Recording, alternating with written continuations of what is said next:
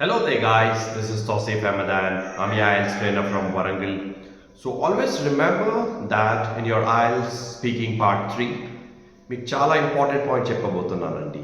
So part 3 IELTS స్పీకింగ్లో మీరు తప్పకుండా ఫ్యాక్ట్ బేస్డ్ ఆన్సర్స్ ఇవ్వండి. ఎందుకంటే చాలామంది స్టూడెంట్స్ ఏం చేస్తారు, ఏదో ఒకటి మాట్లాడేస్తారండి. అలా కాదు.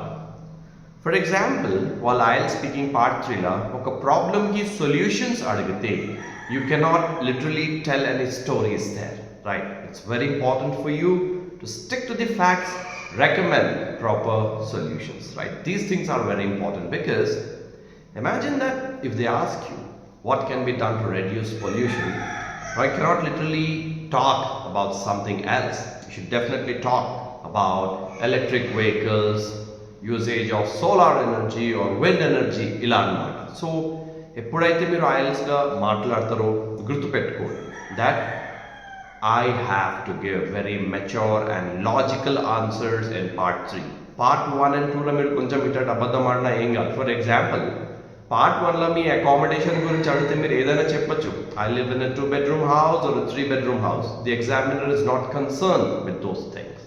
But in part 3, imagine if he's asking for a solution.